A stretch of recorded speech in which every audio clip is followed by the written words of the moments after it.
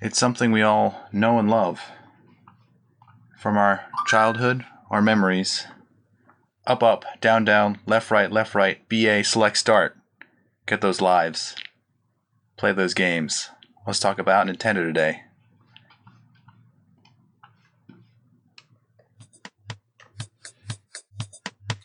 So I'm Dan. And I'm Nick, folks. We're old friends dissecting one topic at a time. People, technology, media, we've got it all covered. Each discussion here is a deep dive into our unique perspective. The taboo, forbidden subjects, they're all on the chopping block, baby. We don't pander to popular opinion. We might even get a little bit dirty. Warning, this podcast may contain mature language and sexual content, and is for infotainment purposes only.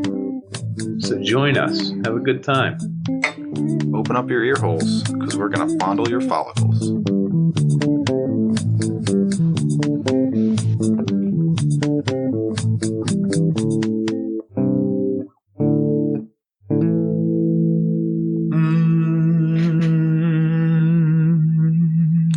Another episode, our 101th episode. 101th. Yes. I'm Nick, folks. And I'm Dan. I just like to say it sometimes because... Yes, it reminds us who we are. Deep inside. Deep inside. Ba-da-ding. Good Lord. That sounds like a... We're live. Ba-da-ding. We're live. Sounds like a Super Mario noise. It does, actually. Ba-da-ding. It kind of does. I actually labeled this episode Nintendo No. Oh, no. Good one, me. You better That's suck pretty at good, this right? episode, then. You want to do Origins? You want to get into... Yeah, I'll talk Origin. So we all know Nintendo is the little black and gray and red and white system that, had the cartridges. If you're our too age. young, Yeah. If you're too young, it was like the first video game system for homes. But we'll get into that, I guess. But You mean like the third video game system? first successful one. Really successful with interchangeable games. The Game & Watch series when it was Nintendo's first worldwide success in video game consoles. Huh. It wasn't really a success. Worldwide success? I can't go too far at this point. Oh. Make sure I'm I'm going to rewind super you. important. Did you read the history at all? The Wikipedia history? I did actually. The card company? Yeah. So it was a card company in like the 1690s or something in Japan. Uh-huh. It was Nintendo Kawachi or Nintendo, and it was a second name. It was the other guy's name, I think. Actually, didn't Nintendo mean leave it to the heavens, your luck, or something? It was a gambling company, I leave luck to believe. heaven. Yeah. There you go. Yeah, cool. I thought I remembered that. Or the Temple of the Free Honda Funda. How easy to say. How easy to say. Hanafuda. Sits right on the tongue. Yeah. But they were like one of the best card companies in Japan. Right? Yeah. Because there were rules that they couldn't import cards or something. So like they became like the biggest card company, and they did hand painted cards. And back then cards were made on wood or paper. Oh. Did you know Nintendo was one of the first companies, not the first, to introduce plastic playing cards? Oh, boom, boom, boom. That's Dang. huge. It was genius. They weren't the first, but I think they were up with the technology. Yeah, they were selling cards like crazy. I think up until the 1800s or something, they were just strictly cards, and then they got involved in all sorts of seriously deviant stuff. Yeah, the card company went from 1889 till 1956, so like 60 years of card domination. Card dominance. Yeah. And then they Dominate them became cards. like a taxi company. Did I read that right? They did. Did you know they also got into rooms for rent for sex? Love hotel chain. Nintendo. TV network, the food company. Is that who you want influencing your kids? folks, Selling at all? instant rice. Ooh, instant rice. Nintendo. That's so weird. Nintendo. They did our foods too. I forget. I was remembering all the other stuff I read. Yeah, they got into everything and anything, and some of their ventures were like total failures. Mm-hmm. In fact, one of their big deals was president of the company at the time made a deal with Disney in the 50s, I think, to get the licensing for their characters and Yes. stick them on them playing cards. Boom, wham, shazak. They sold some. Yeah. And then I They were think pretty good. they realized that their card game was limited in time. Their You prospects can only were sell so fading. many cards. Yeah. I mean, so they started getting into toys, and the toys it didn't really work out for them. There was something about like the manufacturing was too slow on their end. Like other ones, like Bandai and some other Tomy. You ever? I don't remember that company. Yeah, I do remember that name actually. That's weird. I didn't come across that. Yeah. The who? When was Hiroshi Yamauchi? Oh crap! That was the when grandson. you read it. Yeah, that was his grandson, and he inherited the company. And he just started firing people left and right if they were like out of line or like questioning or striking and all this stuff. So this is like, almost Nintendo's downfall right here. A little bit, but think of it. He became like strictlybusiness.com, that guy. Hiroshi. Because he's trying to correct where it was fading and falling. He was like the original Taskmaster. I think every project that got approved or everything that eventually sold through the company, all their toys, all their ventures, everything they were doing, had to go directly into his office, into his hands. He had to like look at all the stuff and approve it himself. Huh. He was like, It's a carryover from the Love Hotel days. Hands on. Yeah. Ooh. Quality product right here.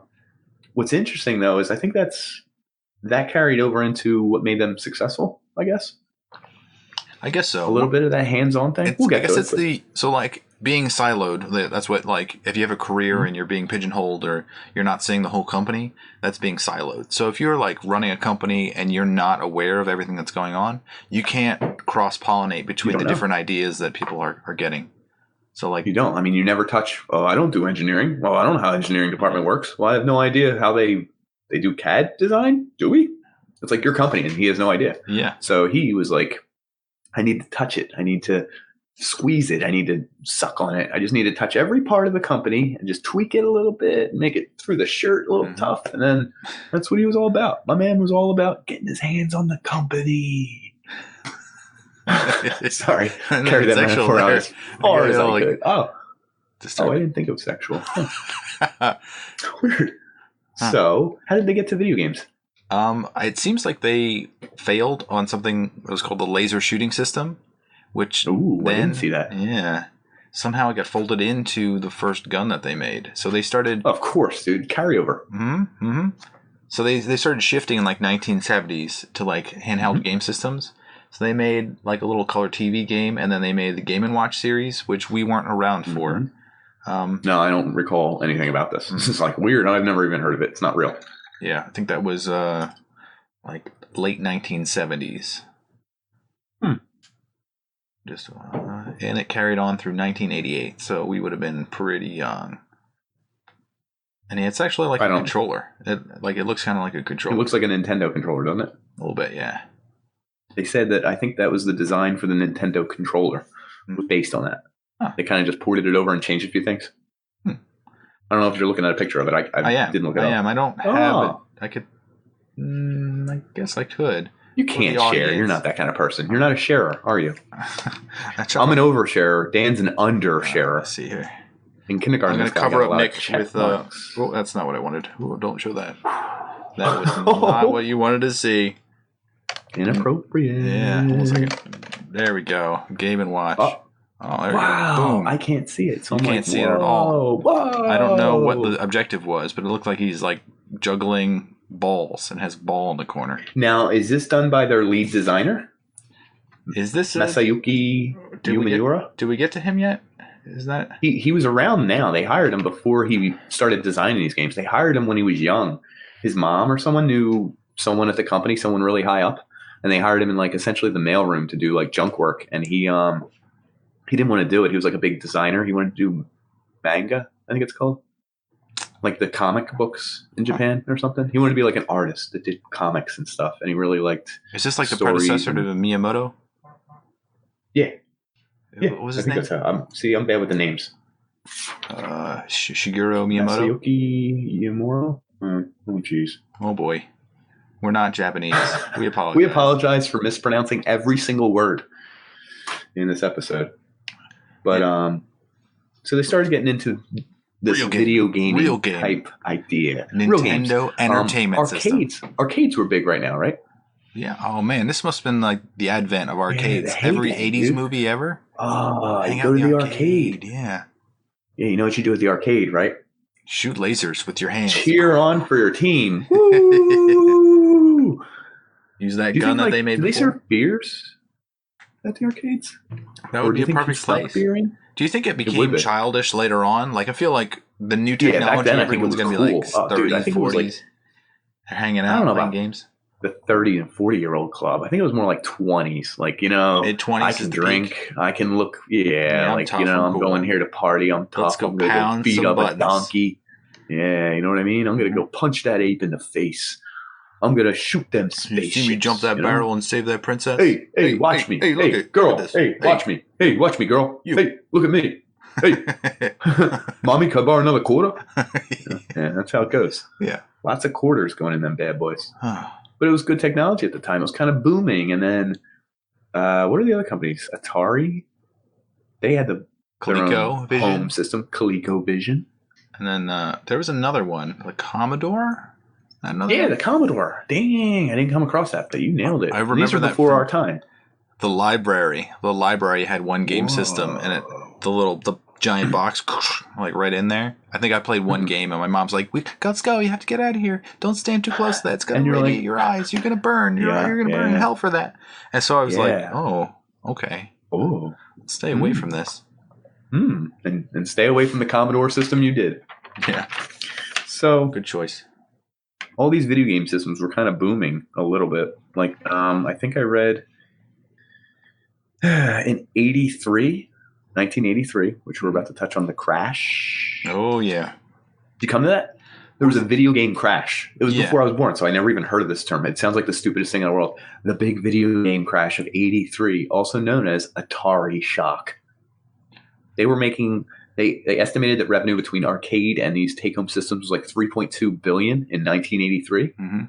The very next year, or 2 years later, 1985, the total revenue was $100 million. Oh, it's like a 90% drop. Didn't they like over-license things and then they just like flooded the market with these shitty video There were games? no rules with these games, so like you could make a Galaga and then it wasn't licensed, and they weren't paying royalties. So what it is, the company would kind of cook up another version, I think, and sell it off again. Mm-hmm. And there's different versions of the same game. So there's no rules, that like no set parameters. Some of them are harder. It's like some the Wild crappier. Wild West or the internet back in the 90s. Oh, yeah.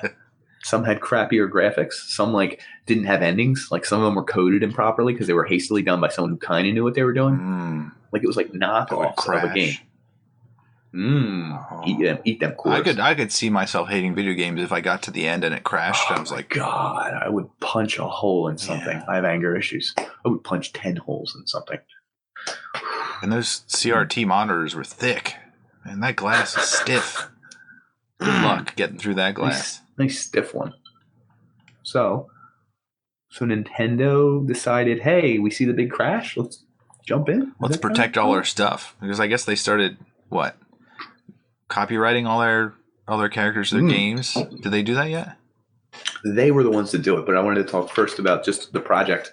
It wasn't called Nintendo Entertainment System. Do you know what it was? Family computer game? What was it? No? Famicom. That's what the which is family computer. And that's so funny because I think that's the origin of his name.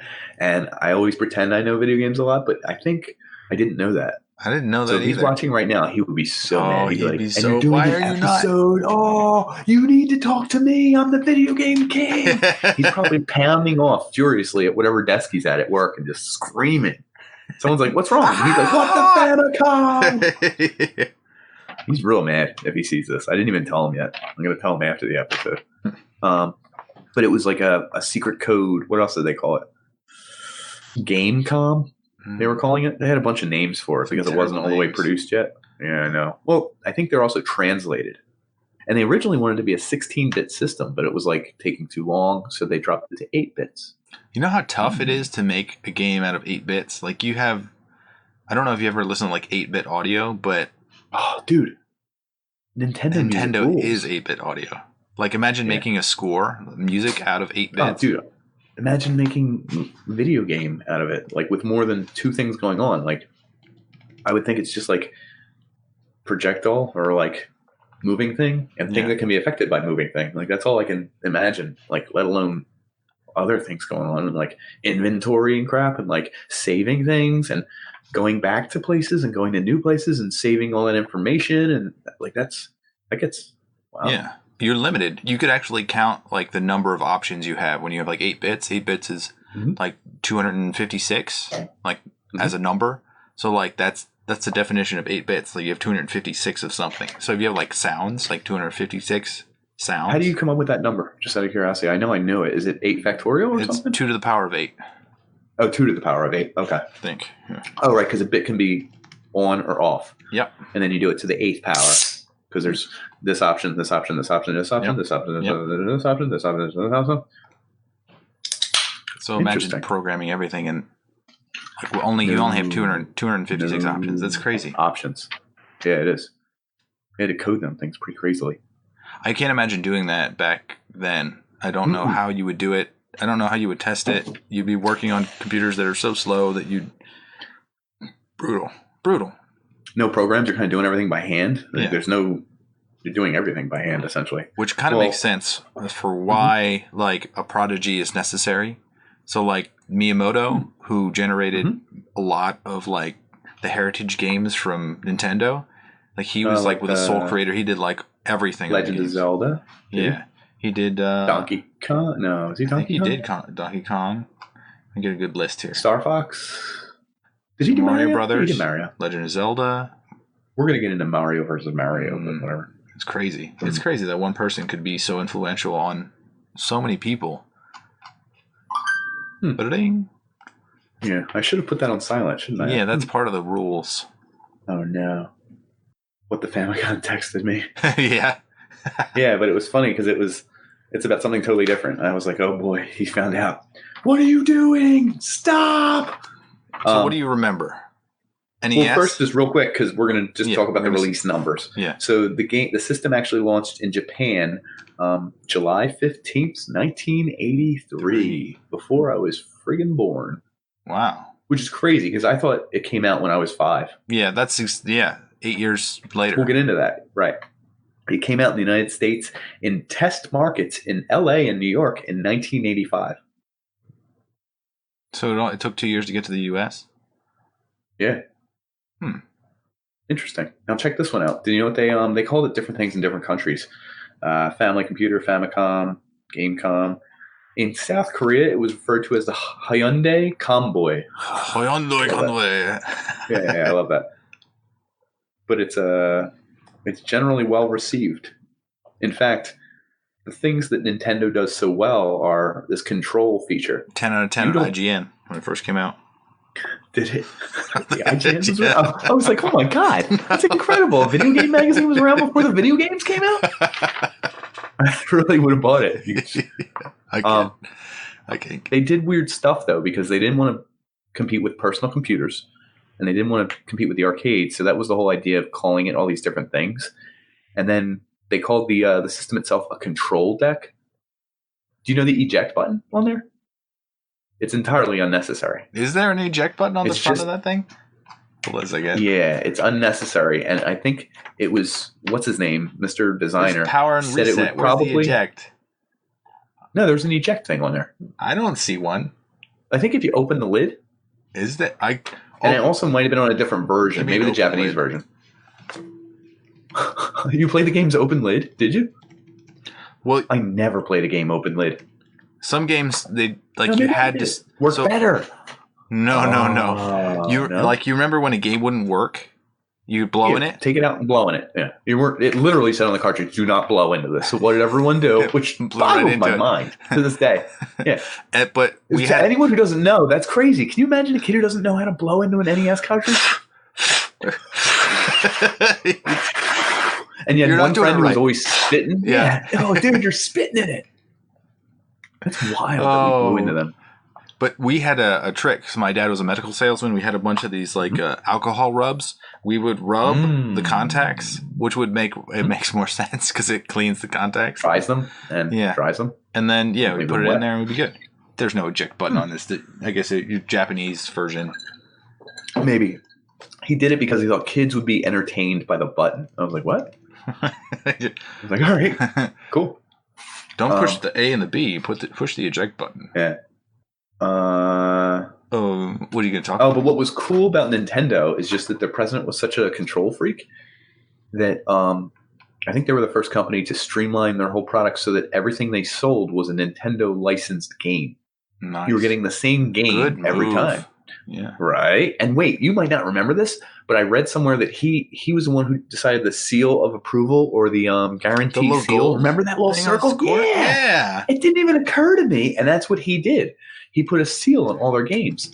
All their stuff had it was wrapped in special plastic, which hadn't been done before. Yeah. He was packaging the shit out of this stuff, and people were like, "Oh, authenticating this isn't just a game for kids. This is legit. This is good stuff."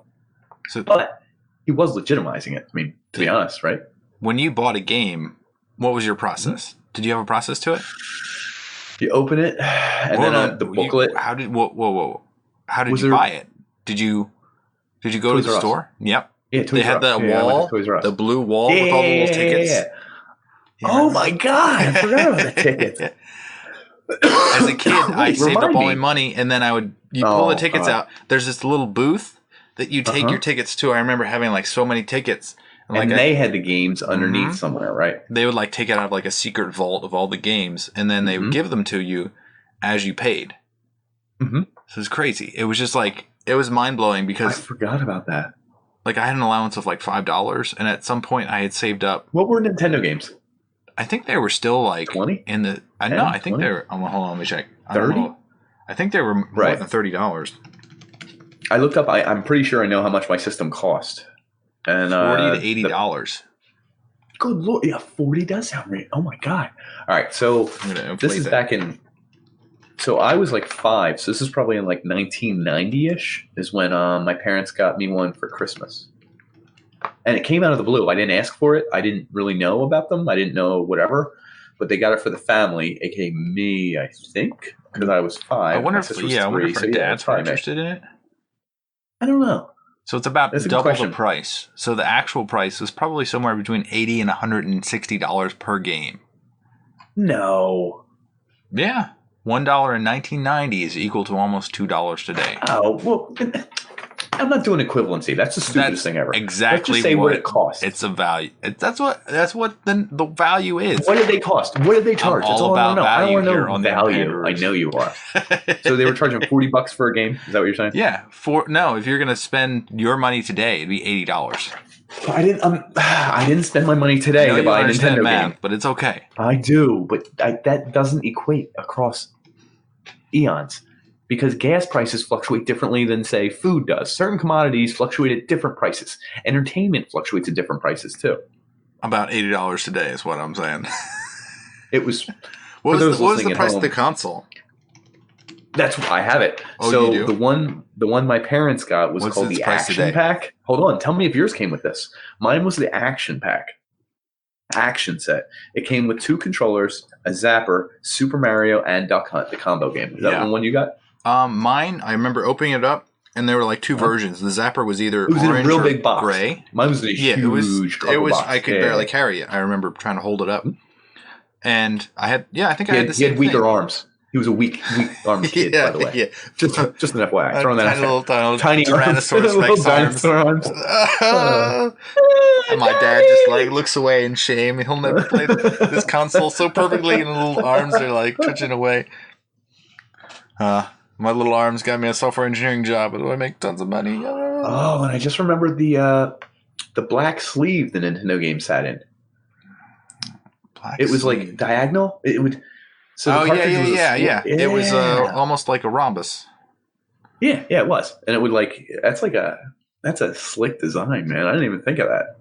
It didn't occur to me. I didn't care about it. Yeah, you had. They all came in carrying cases. I had a black carrying case that held 10 games, so they'd all be slotted in. I guess you could take it to. I don't know if I ever did. Maybe I did. Take it to a friend's house and then open up. Be like, hey, how did it plug into your TV? I remember my dad trying to figure that out for days. Didn't it have a coax that intercepted the signal and you could you turn on to channel 4 or 3 depending on Yeah, your yeah. TV. There was a channel you could turn it to that was like always static usually, but for some reason Nintendo figured it out. Scientists, folks. It's a special channel. Yeah. And then it had a power cable, right? You had what kind of TV did you have? I had like a giant wooden, like I remember playing in the basement on like a one mat. Of those friggin' things? It was massive. I mean, I can't fit my hands. It was larger than what my hands show on this video right here. Ours was like what that TV would look like with technology. It was like really big, oversized, but it had metal buttons that were little circles, and they hurt your fingers to push too hard. Yeah, but like they were really tiny, and it was like supposedly like the future, but like it was like ding, ding. I'd be like, ow. As your tiny little hands. I wonder what your dad felt. Your dad was like, ow, what the hell? Ow. Yeah. Why did I buy this? My son's a total bitch. Ow, he's right. Mine had like the dial, so it would like it's just I don't remember watching TV on it. It's weird. I only remember playing games on it. I think ours worked. It's hard to remember. It's hard to basement TVs were different. Because there's no way they had antennas, right? They couldn't receive a signal in the basement. They must have been garbage TVs. I think, yeah. Basement TV was definitely not your number one TV. It was like your secondary TV. It was the old TV from the living room that you replaced eventually. Yeah, and these are like 20-inch, maybe. I mean, they were small TVs. Probably. It was definitely, what did you call them? CRT? I forget the letters. Cathode ray tube. Thank you. The real, yes. Yeah, where it's bending electrons so you can see them. Oh, is that the technology? Is that why it's so goddamn heavy? Yeah, it's like a magnet. A giant. I think the magnet makes it heavy. Plus, you had to have like a curved glass screen because it wasn't right. That was heavy as all hell. It was ridiculous. I almost said balls. I don't know how people got that. I wish I could have remembered people getting that TV out of the basement. So, what was the first thing you guys did? You hooked it up to the TV? No. Let's just dig a hole. You hooked your Nintendo up to the TV. Mm-hmm. Like I remember mine was Christmas, so I was off for like a week of school. So, those were the days when you got a new gaming system, and then like it came with like a Zelda or like a Super Mario, and you would just play it all week. What did you do? Do you remember the first thing you did? We actually played Nintendo Mario, not Mario. I say Mario. I'm Italian. It's like a rule. My family has a rule, Anyway. In Mario, we played, and I still remember, the first level where there's like all the bricks above you and then the little question mark guys, and you jump on them, and then there's a few turtles coming at you. Yeah, that's like your big enemy is a few turtles, okay? Yeah. Well,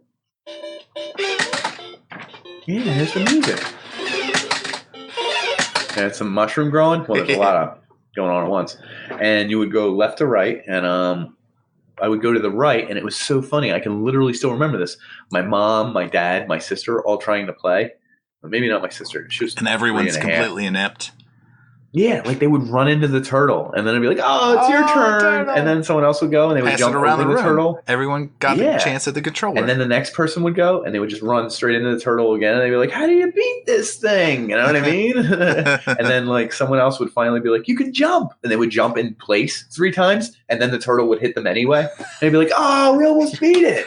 And then like the 5th person or 7th person would be like, "You can jump and move at the same time," and jump over one turtle and then fall into the first pit you come across. Yeah. Like that's how it would go. And then like that was like family fun. Like everyone was having a good time, and everyone was really, really, really bad at video games. And then there's this weird gap where I don't remember anything, and then all of a sudden I know where all the secret ones are. And like I can hit the invisible blocks, and I know how to jump across the top of the level and run across. And I'm like, I'm a Mario expert. Your Nintendo Power magazine arrived. Maybe, right? Is that what it was? I think so, because that must have given. There's no internet. Like all the secrets. Yeah, I don't know. How does everyone do it? I know where all the stupid. There's a one-up by the second hill. Just jump. It's invisible. I know where that one-up is. I know where some of the mushroom boxes are. But like. In a way, that was genius to build in like secrets. You know what I mean? Like that's the first game that was like, yo, I know something. Someone's like, what do you know? Come here. I don't want to say it too loud, okay? But in Mario Brothers, you know the little hill to the right? Yeah, where the turtle is. You can jump and get a free 1-up. And I'd be like, that's bullshit, dude. There's nothing there. I've been by it 10 times. I feel like the guy who's talking to you is the Gimp man. Has a trench coat. Same guy. He's like, want me to come to your house and show you? No, I'll do it myself. It's no big deal. And he's like, are you sure I can come to your house? If your parents aren't around. No, I'm good. It's fine. I can beat it for you. But then you would go home and actually try it, and it would work. And you'd be like, "Oh, there's a secret. It's invisible. Like, who puts an invisible box to open up in a game? That's weird." I don't know. Yeah, no, it's. Did you ever beat Mario, the first one? I say ever, but I mean in the first. Yeah, no, I did. Yeah, I remember Bowser. Did you eventually? Okay. You can beat Bowser. But once you beat Bowser, you go to another Bowser. Yeah, I think there is a boss Bowser that I did beat. Yeah. I remember playing. Why is his name Bowser and not Koopa? Does anyone know? No one knows. There's okay. I don't know. Well, did you know Mario is actually a descendant of someone? He's the son of Miyamoto. No, well, do you know what Miyamoto named the? So his first appearance is in Donkey Kong. That's who's jumping over barrels. Yeah, it's Mario. No, do you know what his name was? Barrel jumper. Jumpman. Oh, Jumpman. Yeah. Oh, and do you know what the girl you have to save from the gorilla is? Princess. Pauline. That's her name. No one knows. It's just Peach Pauline. It must be someone he knows. Much better. I don't know where Jumpman and Pauline came from, but they were, they became Mario and Princess Peach or whatever. Pauline's probably who divorced him while he was making the game. That's maybe. The other thing to think of is Donkey Kong. Like, think about it. What's Donkey have anything to do with any of this?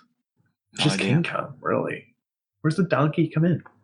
I don't know. Maybe you do have this? No, I don't. No, I don't know if anyone knows. I think it's a translation error or something. Anyway, they made Donkey Kong Jr., which was like a sequel, and they named him Mario. Donkey conveys stubborn in English. So stubborn ape. So it was just stubborn ape. Oh, okay. Why Kong? Because King Kong was popular, I guess? Yeah, I guess so. Huh. Do you know how many official games Nintendo came out with? Wait. Miyamoto suggested the name Donkey Kong, and he was laughed at. He thought the name was terrible. Like, everyone laughed at him. Everyone thought the whole concept was going to be stupid, I think. Yeah. And then he fucking dominated the entire gaming industry, and they're like, oh, wait a second. But I mean, they weren't wrong. It is really stupid. I mean, what's going on? He was like all about story and everything. What's the story there? I'm not seeing it. You had to keep going up the steel beams. You know what I mean? Yeah. Well, I mean, Donkey Kong. I don't know. If you're trying to like keep track of what's going on, I guess you're trying to like look up and track things and like jump over them. And then I don't know if you had like did you have a hammer in that one? Oh yeah, you could get a power up that was the hammer that would make you invincible for like a hot 10 seconds. Yeah. I don't know. Do you have any other games that are choice? I do remember one of the first like Zelda games that I think it was the first Zelda game. The original? Yeah, Zelda. And that's a good one. There's no post title. It's just Zelda. Was it just called Zelda? Yeah, I know what game you're talking about. It started in the. I can picture the scene where it starts. Is it the old man in the fires? And it gives you the sword or whatever. Yeah. Show him your shirt again. Jesus Christ. Oh, I just make sure. I'll have everyone watching the podcast know that Dan had to do his laundry again yesterday. He was so distracted. I have two of these shirts. The Nintendo exercise. Had to find the other one. But yeah, that game I remember because the middle portion I don't remember because it was bullshit in the beginning and in the middle. But towards the end, I remember sitting like with my sister playing like the end, like what temple, Castle? Whatever you call it. Yeah. What do they call it? Cave? Castle? Dungeon? I don't know. Dungeon. That's weird. Like it would there would be like a certain path that you would take because it was very confusing. You remember that had like 3 doors and you'd have to like keep going through? Yeah. I forgot the map was only showing you the next room in the whatever map. Yeah. There were secret doors again. Secrets. My sister was with a notepad and pen drawing the map so we could find our way through it. The most scared I ever was in a video game as a kid was one of the dungeons where if you got too close to the walls, these hands would appear and take you and just instantly kill you. Oh, dude, that freaked me out. Like, I didn't want to go back in that temple. I think I skipped it. I was just running around outside. I don't think I ever beat the game. I'm like admitting it now. I'm like, I can't go in there. They're like, it's how you progress through the game. And I'm like, well, I'll just go back outside and kill more dudes with my boomerang and my sword. Get there eventually. And if I have full health, I'm going to shoot the full health. Giant hands. Yeah. Yeah, no, that was not doing it for me. I don't know why. Maybe it's something to do with my childhood. Maybe the Gimp Man. I don't know. That's going to be a no for me, dog. Yeah. Exactly. My fear of hands has been justified. I think it was like a blue hand with claws or something. I don't know. I think it had claws. I don't know if it was blue, though. Yeah, I think so. Well, was the bad guy's name even Ganon? Yeah. Yeah, that was the... In the game? Boss, I know he was in the cartoon. That's the other thing. Like, this stuff, in my world, at age 5, 6, and 7, like, took off like wildfire. Like, all my friends had these games. Friends would come over and help you play, watch you play. I don't know the right term for that. And, like... you would talk about it, and then like they became TV shows and crap. Like Mario had the. Do you remember the real fat guy with the curly hair who played Mario in the TV show? He was a real human being. Yeah. Oh, and then he'd be in this wacky room with like these fake pipes with steam shooting out. And then I think they would do a Mario cartoon, but he would be like the beginning and the end of the show. Yeah. Hey kids, thanks for joining in. It's me, a New York plumber. I got a DUI, so they signed me up to do this. Like, I don't know. I feel like he hated kids. I feel like they pulled him off the street. They're like, you're token. Yeah. Come in here. You're Mario today. What's it pay? Because I got a DUI. For the record, I don't know if that gentleman has a DUI. Let's not assume he does. He could be a great guy. Dan's the one who said he had a DUI. Yeah, sure. What were the other games that stuck with you? Like the very first ones? Metroid. 100%. It was the most epic game for me. No, you know why? Metroid was one of those games that it had so many different levels to it. Like, I could travel through 30 different scenes. Like, move the screen to the right, move the screen to the right, move the screen to the right. And you're going through all this stuff. And you go and get a new power, or I can turn into a ball or something, and I can now get into a different part of the game over here. There were villains that were invincible until you came up with like a freeze ray gun. I have a cold, by the way. Freeze ray. I'm doing the podcast. Just making sure that the listeners hear that clearly. Heard that or heard? I just want to clarify things for the listeners here. I'm repeating myself to make sure that they hear it clearly. There's that call. Repeating. Yeah, dude, I love Metroid. It had like story to it. I know you didn't, but if you didn't get into a game, I didn't like the little like the gun, like pew, and then the little bullet. Pew, pew, pew, pew, pew. You could run into it. I didn't even realize she was a chick until like 10 years later. No one knew that. They were like, it's the first game with a woman protagonist. I'm like, it was just an orange suited, like whatever. But, and I'm cool with it. You ever play Pitfall? Is that the one? There was a cutscene where you have a whip and you can go jump over the thing. So I think it's like the cover of the game. I don't know that there was a whip. I think they reappropriated that game for Indiana Jones, and Indiana Jones was a rip on it. But their Pitfall, you don't remember? You had like a bunch of ladders and then like spikes, and you would jump and fall. I know what you're talking about. It's like a classic. It's a classic. Like when Family Guy or someone's like doing a video game bit. Like the priest has to get to the other side of the woods. And he has to jump over the pit and over the alligator and all that. Yeah, I know what you're talking about. I'm trying to separate that were... Well, hold on. Let me just... Because I found a list of really, really good stuff. They came out with... Let's see. 715 official games for the NES. Zelda, Super Mario... Oh, Mario Kart? That's super... Wait, we're too far ahead. Okay. Why? Is there chronology to the games you're going with? I think that was Super NES. Sorry. Oh, I did have Castlevania. Castlevania was badass. I played Castlevania much later in life, and I was like, why did I never play this? How about Punch-Out? Oh, yeah. Mike Tyson. That used to be Mike Tyson, and he lost... actually, he didn't lose. He chose not to have his name on the game, and they had to change everything. Really? Mm-hmm. Is that the reason behind that? How about, that's awesome, because Glass Joe is like my favorite. I love the punch that guy in the face. Contra. How about, Well, are you looking at the same list I am? Yeah, maybe. Every single NES game ranked from best to worst? No. It's not one. Oh, okay. This one's good. Contra was classic. Contra was one of my favorite games. Contra's one of the ones I could play with a friend for hours. Yeah. I mean, that's a friend you game. always make a mistake because you can jump and then like your toes would hit the edge, but you'd still fall. And he'd be like, "Oh, why'd you fall?" And then like, "We got 30 lives. Don't worry. Well, up, down, left, someone's right, always left, shooting right." this way. Someone's shooting this way. Like, you just like Yeah. You're covering each other's backs, kind of. Yeah, Predator and Arnold Schwarzenegger.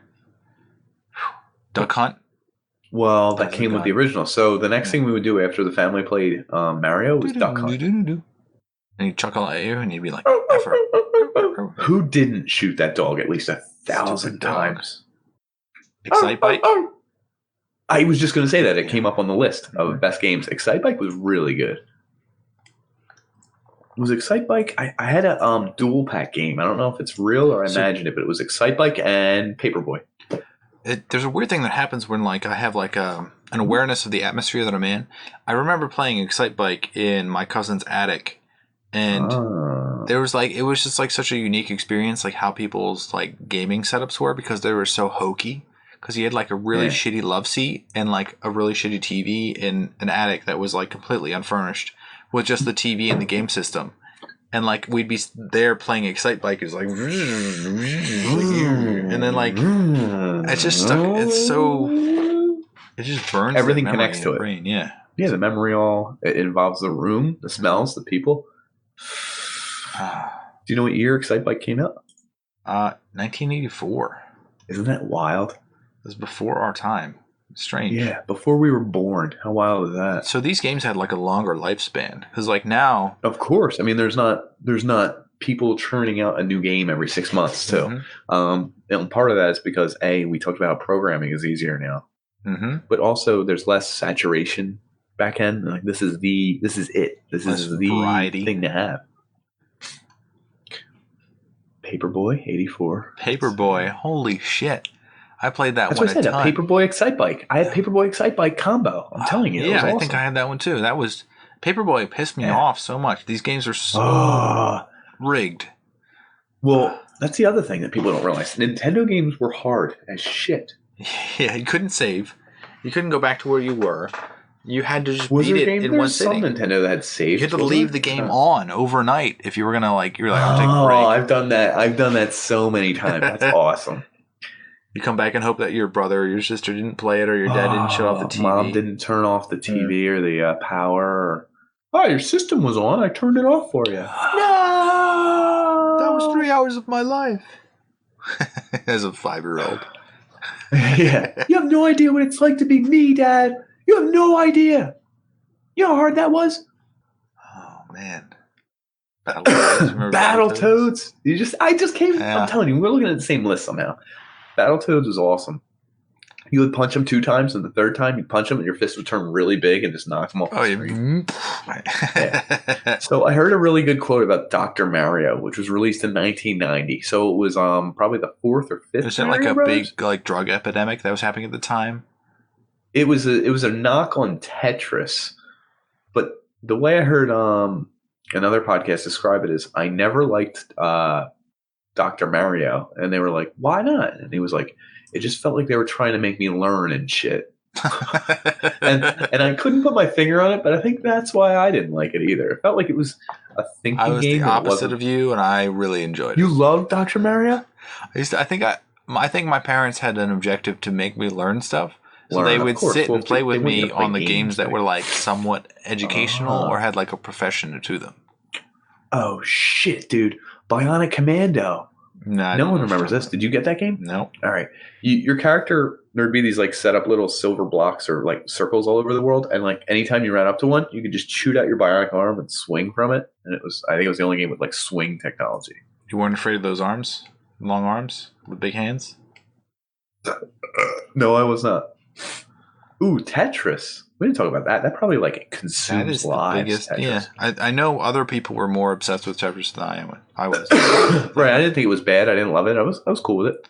Yeah, I skipped right over it in the list because I was like, it doesn't evoke emotion from me, but I guarantee I played a No, lot it of doesn't for me. Right. I agree. And Mega Man. What else you got?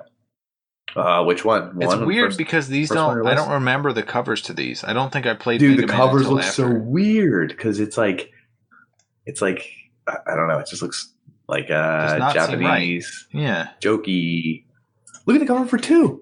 Is that like? I don't think I played this one, but like some of the images do seem like I played. I don't see like Mega Man and Zelda were the first games that were like progressing. Like you would change color and your outfit would be different, and you knew that your like added abilities. You could add material to your guy. You change the function. Yeah, because before Mario didn't change at all. It was just Mario. It's real. The levels just got harder. You're the same dude. Castlevania had a little bit of that where you could upgrade your weapons, upgrade your stuff, like health, stuff like that. But Zelda really brought that home. Zelda was probably one of the better ones. This one. Snake Man, Magnet Man. Yeah, Snake Man. You're talking about number 3. Yeah. Is this Mega Man 3? Yeah. Okay. You had to beat them in order. Snake Man's the first guy you beat. Can you give me a couple of... I wish Needle Man, Top Man, Shadow Man. These people I don't remember. Gemini Man, Hard Man, and Spark Man. I remember Spark Man. And Spark Man. Yeah, dude.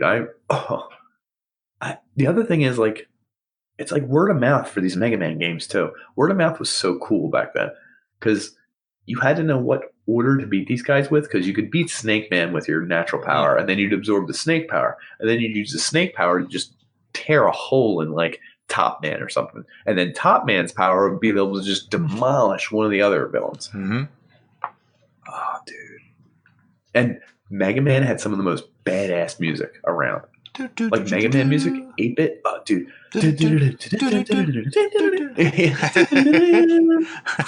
Like, that was the key to a lot of the games, I think. I still remember it. Like, that was seared into our brains, and we probably haven't played a Mega Man game in 20 years, maybe even 30 years. Absolutely not. It's insane. Now, I've listened to some Mega Man music since then, but that's because it's badass music. But other songs from other of these games, like, I would still remember to this day. Zelda String Quartet. Search that one. Oh, interesting. I get into that every now and then. I'm just like, it gets some Hyrule stuff. And then you get to get really into it. Oh no, it was Mega Man I'm thinking of. Again, they had the flute when you're I didn't understand the relationship between any of these characters when they would have like these conversations after you beat out the game or whatever. But it was like Proto Man or whatever. And it would be like this weird flute music. I could still hear it.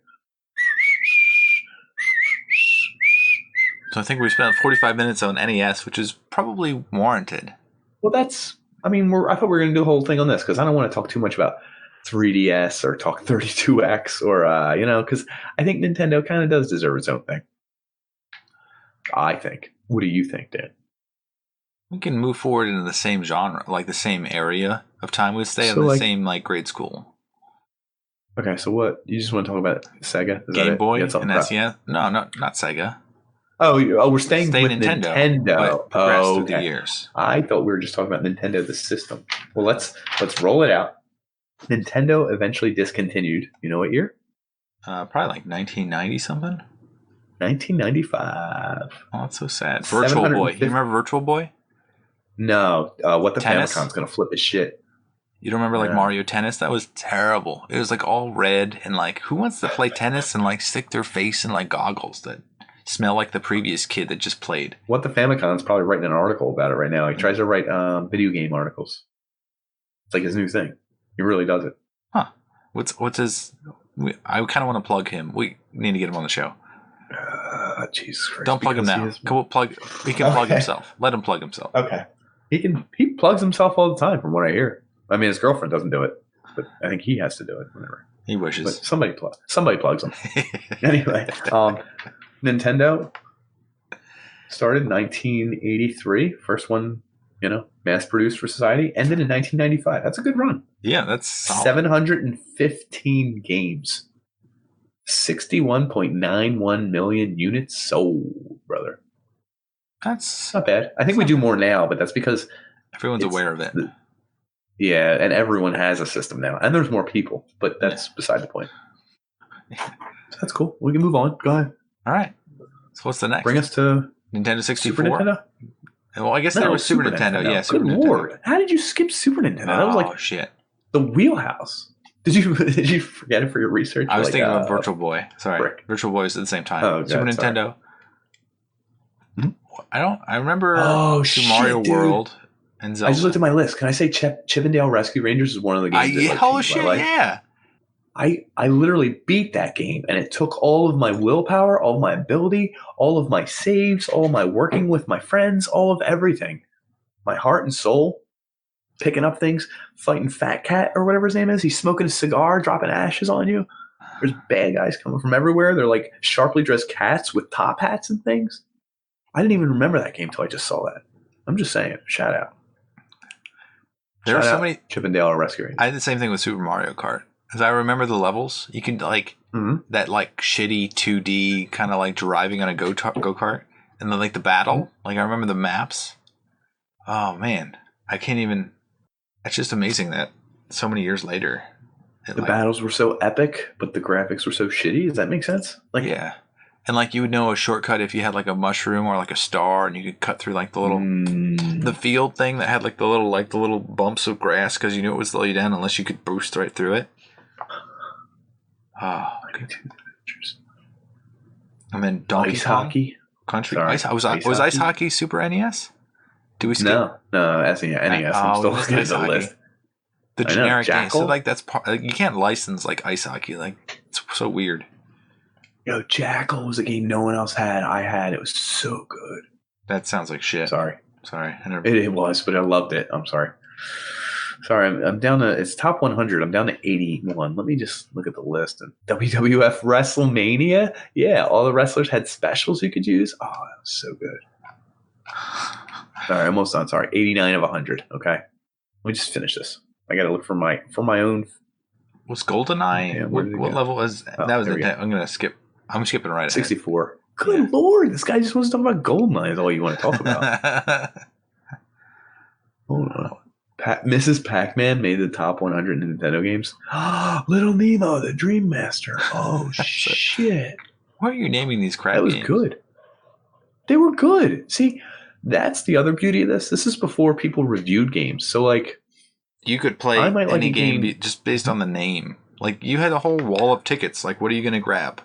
You don't know. Forget the name. How about Spy vs. Spy? I remember the cartoon. I don't think I ever played a game. Dude, it was so cool. You set traps for your friends and everything. No, the cool thing was you could have a bad game, mines? But love it. Stop. I know what you're trying to get me to do, and that's my favorite thing to talk about. That's next. But the cool thing about the Nintendo games was you could have a crappy game, but there's no review for it. There's no online. And you could fall in love with it, and you and your friends could play it for 100 hours. And no one else in the world would even know what the hell you're talking about. They're like, I saw that in the store. It was like $40. No one buys that. And it might not have been the best game, but you had the best time with it. I don't know. We come across this again and again. It's like quality of time is what you get out of a product, not necessarily what the product is. Imagine Games Network, or IGN, was created in 1996. Wait, what does it stand for? Imagine Games Network?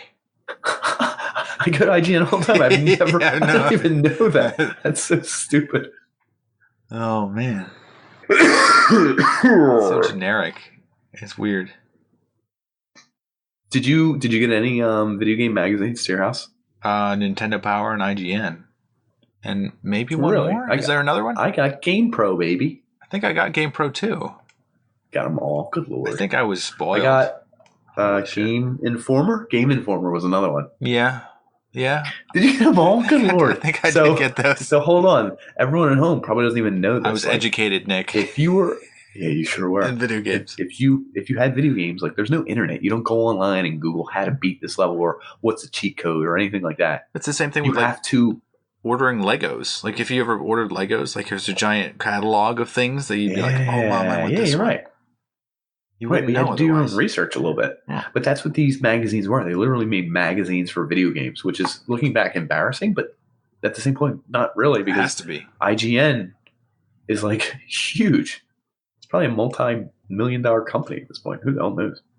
I'm making that up, but it's big business. It's probably going under soon, but that's okay. So that brings us to... Wait, how did Game Genie work? I had Game Genie, Game Genie for NES. Sega. Yeah.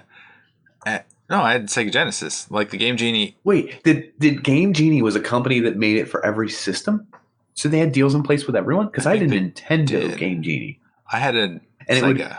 It would slip on your game. It was like it would insert itself in between, and you could change like the memory addresses so that like when it asked for that piece of memory, it would change the number. So like if you wanted, so like your lives became 99. Yeah. The hit when it hit you it would count for 0. Or like it's crazy that certain games you could have the option to fly or have 99 lives. 99 lives was everywhere.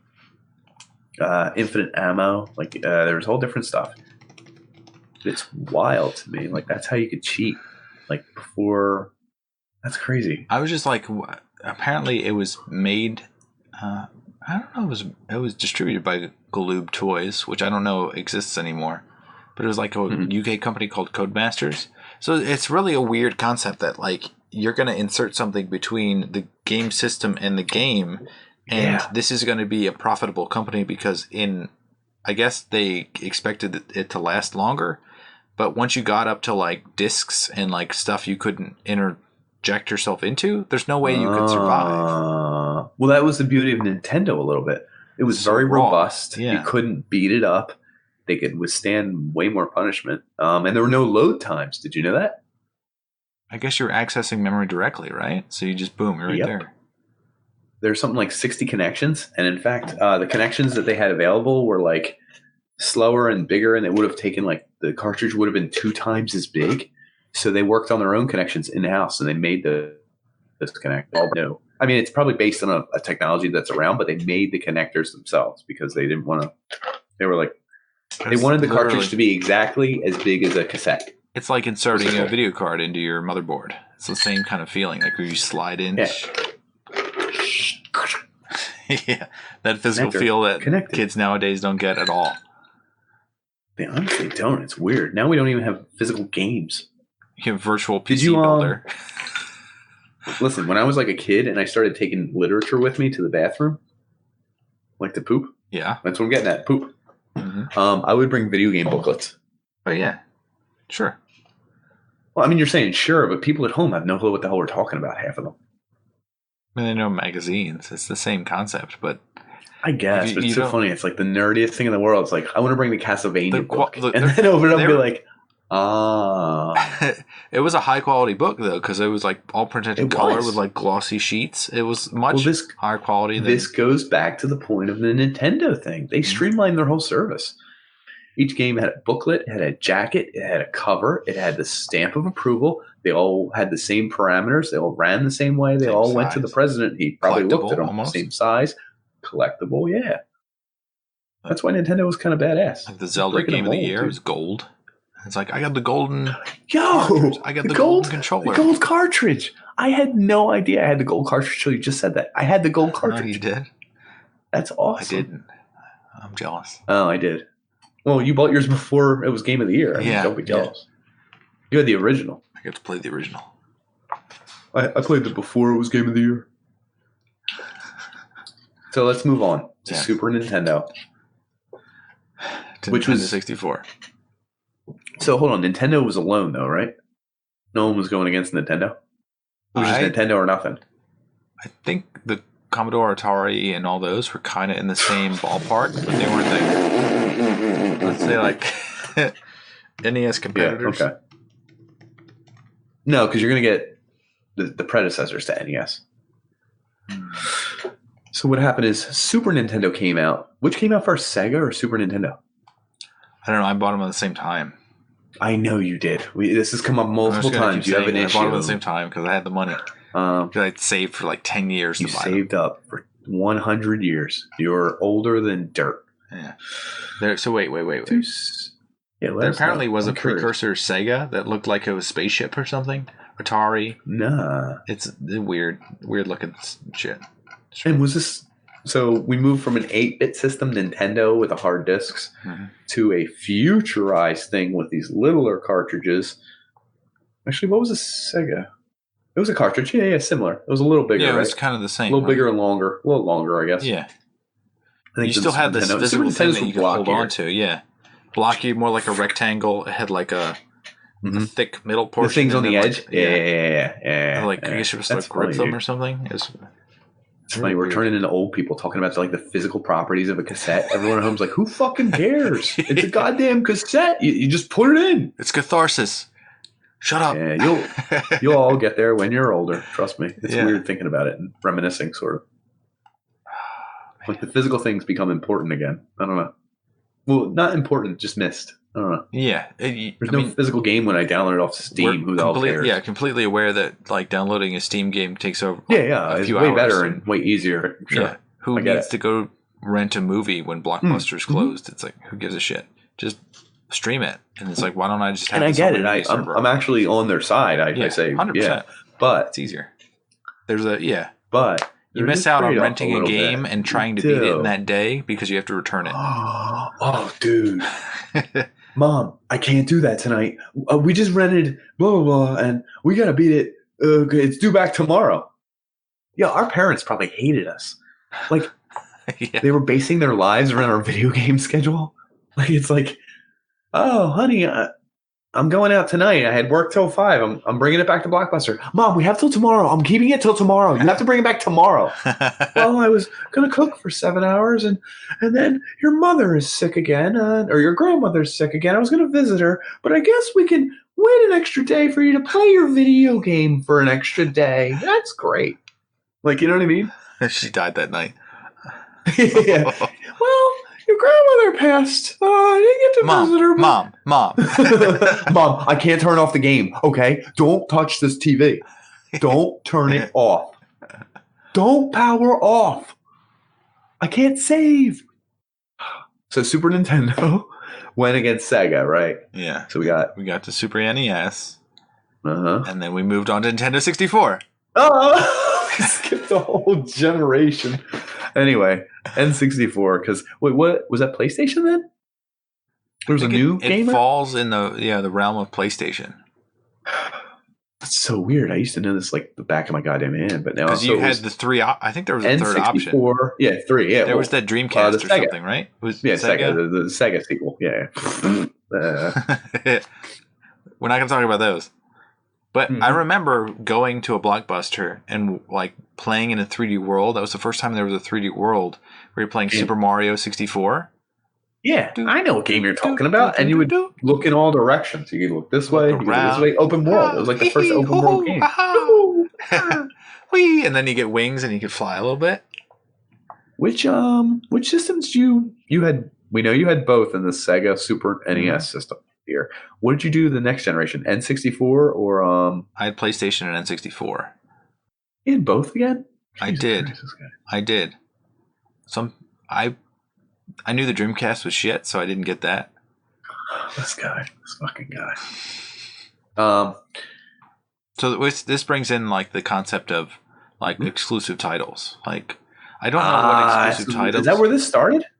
Was Sega Super Nintendo? I mean, there was Sonic and Mario, but was there a lot more than that? So I think it's like Super Mario, Zelda.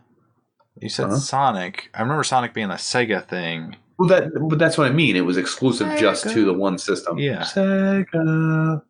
And I don't know what else was exclusive to Nintendo. There were exclusive things. Star Fox never made it cross-platform. There's a Donkey Kong Country, Diddy Kong Racing. Never. Yeah, no, those never made it across. So there are certain games that warped your mind. I think Metroid is. I think everything in Super Smash Brothers. That makes sense. Right? Yeah. That's like a Nintendo thing. All those things. And Kirby, yeah. Oh, frick, I just nailed it without even doing research.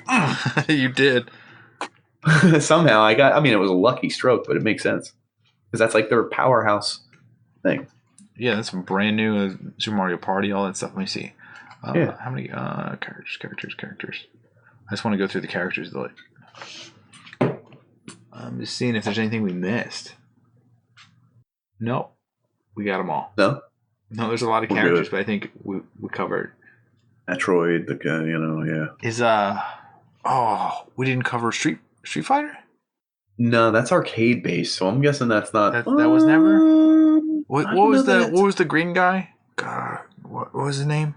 Not Guile. Balrog. No, that's the other one. No. Blanca. Blanca. Star Fox.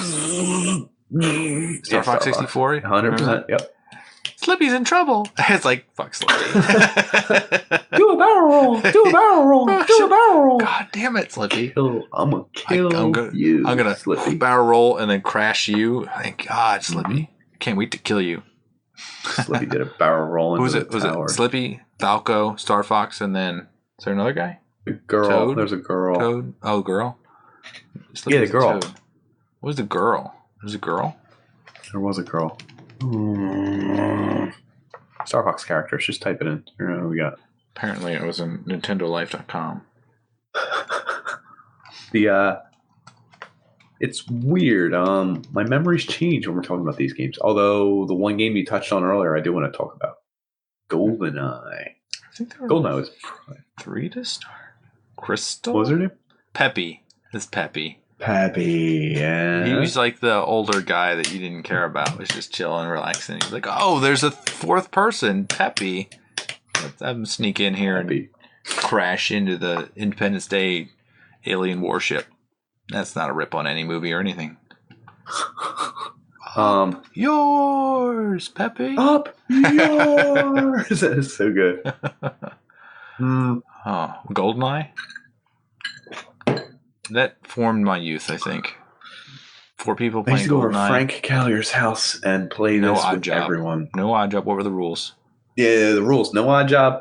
Slaps the only. Worst. Slappers only was the worst matches we ever had. So, for those at home who might not know, GoldenEye was a first-person shooter. The mission was kind of based on the game, but it was amazingly done, actually. Yeah, it was one of the best well-done things, and it had some of the best extras of all games. Proximity mines. Do you know there was a trick with remote, any kind of explosive? So proximity, remotes, and there was a third one, timed mines, I think. Yeah, that kind of sounds right. You could, if you put them on a door and stack them, they would stack on top of each other. You have the little, like, I could hear the noise of them stacking together. So there was a way to there was a way to make them disappear too. If you like released your gun and picked it back up under them or something, so you would make them disappear. So you couldn't see them; they'd be invisible, but they'd still explode. They'd be like, I mean, they'd be on the other side of the door, but like, if you stack like 30 proximity, so we would always play in the faculty, which is the one that had the bathroom. And they had the vent. You started the vent. You couldn't get out of that, except you would drop right in the bathroom. So proximity mine match with the bathroom. You could pick the gun. Proximity. Oh my god! Actually, the funniest matches were proximity mines everywhere, because you would just get proximity mines and throw them everywhere. Eventually, you'd either be killed by your own or someone else's. Oh my god! It was a stalemate. The other cool thing was paintball mode and big head mode and stuff like that. Oh yeah. That was cool because it was a like machine gun paintball. Like you see, like dude, RCP-90 shooting everywhere. Yeah, AK-47. We played golden guns. We made up games in the game. So many good games in there.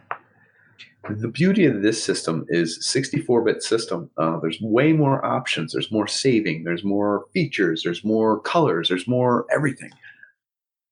We started making games within the game. I think we made a game where you could only grab the golden gun from like the middle, and then we would all race towards it, and then like you wouldn't be able to shoot because you're all watching the same TV. Of course, which is interesting. It made it very interesting. That's the other thing that doesn't happen anymore. When you play 2-player, you can't be in the same room. You literally, to play multiplayer nowadays, you're isolated from people. I dream about this. I want to, when my kids get older, since I have 2 boys, I'm hoping that I can set up 3 TVs and have individual systems running all at the same time so we could all sit in the same room and play. That would be cool. That actually would be cool. That's a cool dream. That's my 5-year plan. Enough money to buy everyone a TV and a game system. Your kid playing any games? Not there yet. Okay. My kid plays Overwatch and Rocket League. That's it. I will say one thing though. This happened tonight. We were watching. My kid beat me in Rocket League yesterday. I tried to beat him. He beat me. Now that's a soccer, so the ball bounces around and around. It's a stupid sport, but anyway, good. We were watching a Game of Thrones clip, And it was the clip where the dragons destroy the Lannister army. The army of... Yeah, I actually know which clip you're talking about. But wow, that's weird. I knew that. Right in the middle of the clip, it cuts off. And I'm looking at it. I was like, oh, it's over. I looked up at him. He wide-eyed. He's staring at me. He goes, no.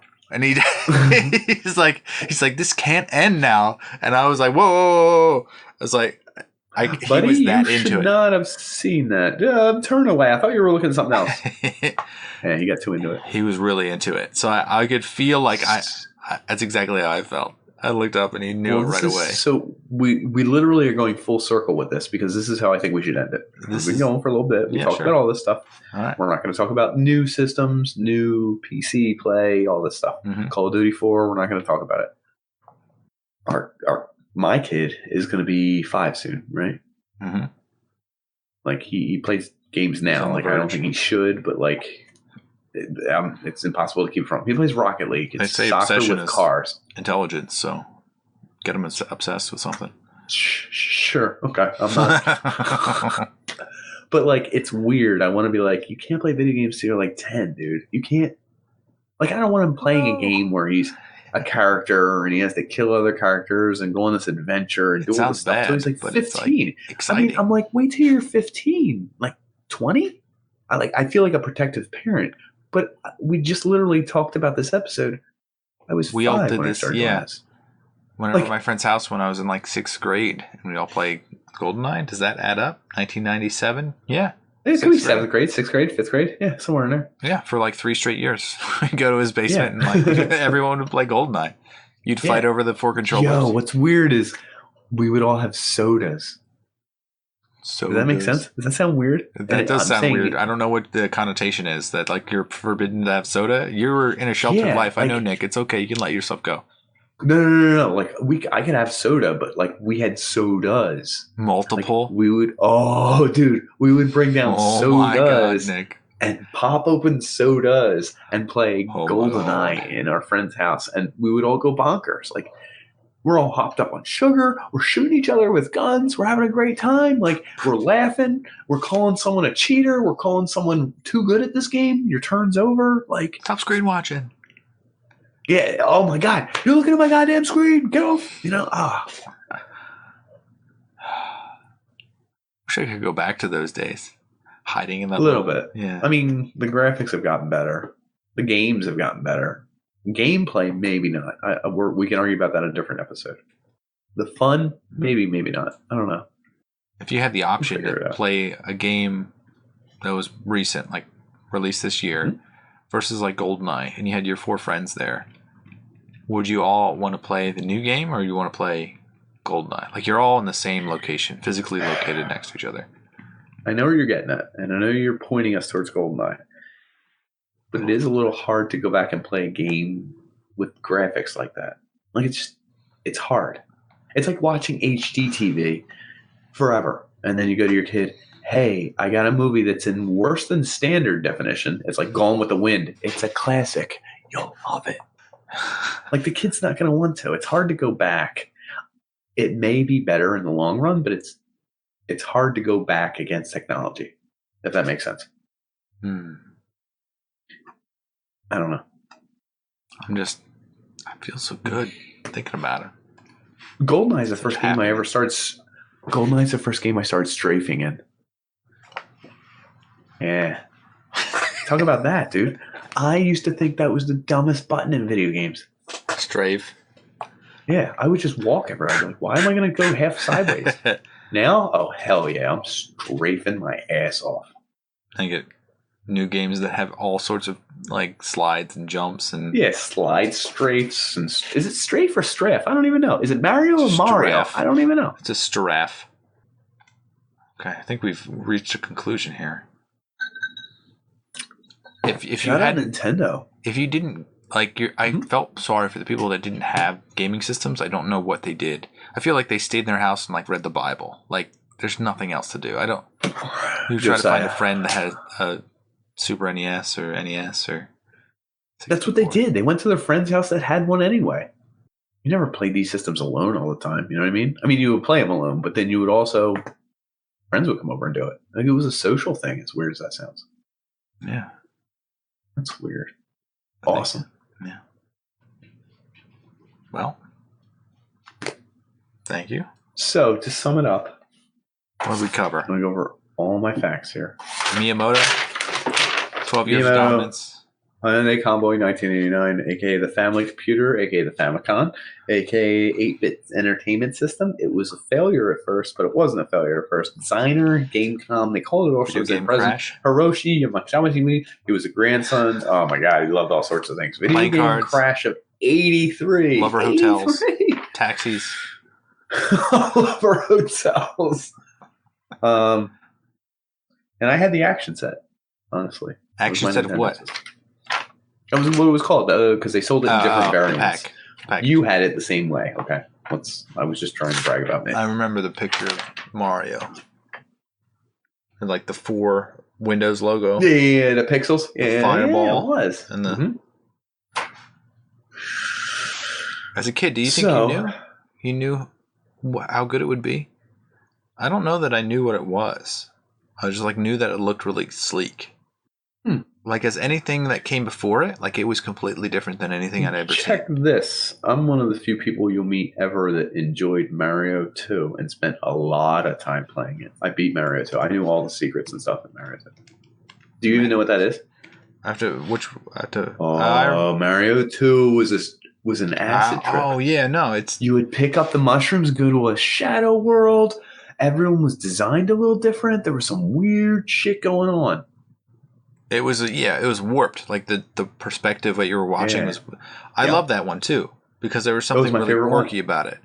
Yeah, most people didn't like it. It got bad reviews. It didn't do as well as the other Marios. And I think 3, they went back to the Mario 1 formula. So this might be a little segue. Games that warped your mind. I feel like Mario 2 did it. Okay. I'm gonna say. Do you ever play Diddy Kong Racing? It was like a Mario Diddy Kart. Kong, no. But there was something cartoonish about it, and it was brutally awful. It would cheat blue shells all the time, and it would be the raceway would never be straight. It would always be slightly askew. So you'd be using not only karts, but you'd have airplanes, and you'd always hit the edge when there was no edge there. So you'd be like, "What is happening?" And as a kid, you couldn't cope with it. It's my coping mechanisms. There are games that were just mind warping. You would see the game as you were out in the real world, and you'd. Ironically, the most mind warped I ever was playing Mario Kart with you after we made homemade brownies, best chocolate batter in the world, and we were playing Mario Kart at a party, and we just kept driving into the wall for an hour. I think we were in a college party, and there were 20 people enjoying a party, and we were just sitting there laughing, playing Mario Kart, not driving into the wall, out of it, driving into the wall. Oh, Dan, are you okay? I was just laughing. Yeah. Oh my god! Neither of you have driven off the starting line. Woo! Anyway, something must have been in that chocolate, but. I don't know. A couple drinks. Maybe that's what it was. Well, Nintendo, as we know, is the family company. Do you think they're going to... Future success. Just round it off. Because, theirs is more cartoony. Theirs is more family. Theirs is more... They're different than the other systems. Mm-hmm. So, the difference there is that they're not always competitive. Every other system seems to be really good or shit, depending on which iteration you're on. So I think the Wii killed it. The Wii U, who cares about that? No. And then they switched Switch is it doing, hell yeah. Because it makes sense. It's more of a family oriented. You're supposed to take it places, which doesn't make sense to me, but it makes it so kids take it other places and then show other kids. Right. Well, you carry your kids around everywhere you go until they're I don't know when you can leave them home alone. So perfect for a 10-year-old, a 9-year-old. Yep. While you're at the granite store buying granite countertops, it's going to take you an hour and a half. Guess what your kid's going to do? Play on the Switch. Boom. Yeah. Makes sense to me. Car dealership. Yeah. Boom. The graphics and the game and taste. Those things are top notch. There's no failing aspect of that Zelda game. It's a nice DPI, double penetration, dots per inch. That's what inch per double whatever it is. All I know is, God bless the kids today. Stick with Nintendo. I don't know that they're going to have the success they did with the NES system, but they're going to push hard into the butthole of America. You're trying to make that joke for, like, well, I was going elsewhere, but anyway, that sums it up, dude. Nintendo was boss. It kind of shaped our lives. How excited we got talking about it. Yeah. Kind of cool. I get quiet when I'm watching, really, like, reflecting poignant moments. He goes, yeah. Yeah. That's Dan. That's my impression of Dan. Floored. So thanks for joining us. As I get. Yeah. Yeah. Oh, yeah. That's the stuff. I remember that. Emotions. I can remember things with my emotions. They come in every now and then. So, shout out the gold Zelda cassette. Shout out the black weird shaped jackets the games used to be held in. Shout out all the messed up crazy pads, like for the Olympics game, the one where you can jump on the pad. Oh yeah. No, I'm talking about that one. I remember that. I'm talking about Mad Cats. I'm talking about like a year ago. Did you? Of course you did. Oh, Jesus Christ. I remember. Hold on a second. So I remember in college we pulled out that pad, and I had a friend who was like probably like 250, and when we played, Peck was pretty heavy. He was kind of chunky at that time. Okay. He lost a lot of weight. Good on him. But we pulled out that pad. We did the Olympics running game, and our apartment shook. It was like a literal earthquake. It was like, and like the whole thing, like the walls were shaking. Shook the whole damn thing. It was insane. Like when he would go at it, but he was good. Wild. I'll give it to him. Damn, dude! I had one more thing I was going to tell you. You hear the cheer of the crowd? Oh, shh. Hey, that's right. I forgot about that. That shit was hilarious. Damn it! There's one final thing I was going to mention. I got you off your game. You did, but it was but you got me on your the literal game. I feel like there's another game in conjunction with the Olympics one that everyone knows that use that pad. What did I say right before the pad comment? I remember like running and stopping. Do you know you could just cheat and like step off the thing for the jump? Yeah, use your hands. Or everyone jump off and you'd be like, yeah, 100%. One hundo. Fudge. What was it? You're trying to think of the other game. No, I'm trying to think of the other thing I was going to say. There was something on the bottom of the pad. I don't even know what that was for. Different controllers you could use, different TVs, different ports, different everything. No, did you use some cheat controllers though? I tried, but the cheat controllers were never that great. Well, I had like rapid flash ones. I guess I tried to push that button whenever it was like, push this button 1,000 times. It's like, no. As a 5-year-old, I was like, I don't think I want to do that. I don't think so. Okay. Well, whatever it was, I'll remember later. And I'll try and talk to nobody. Shove it into another game episode. 50 episodes. We should do another game episode with WTFamicom. We will. I think we will. It's weird, actually. Speaking of him, he was like my best friend from grade school. We didn't play video games together a lot, I don't think. Yeah, we did. Once 64, we started playing the wrestling game where you can make your own wrestlers. 64. It all comes. I remember that game too. That game make your own wrestlers. THQ made it. Yeah. Oh yeah. Oh, life. Nostalgia. Good stuff. You know, nostalgia is like the memory of pain. Like that's actually break it down to etymology. Pain? I don't think so. What is it? It's the pain of not being able to live it again. Ah, you're right. And because of what I said earlier, like I wouldn't go back to it right now. Technology is advanced, but remembering it is awesome. Nostros meaning homecoming, and some other word meaning ache or pain.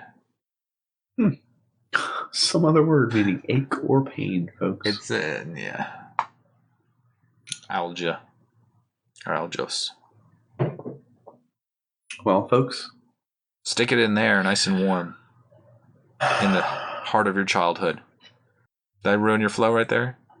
No, I'm still trying to think of that one thing. It's going to bug the shit out of me. Whatever. You're going to remember as soon as... Well, thank you for listening. We covered Thanks a for lot. listening. Donate to our Patreon. All the You money don't have goes to right to donate. us. We literally, no, you have to.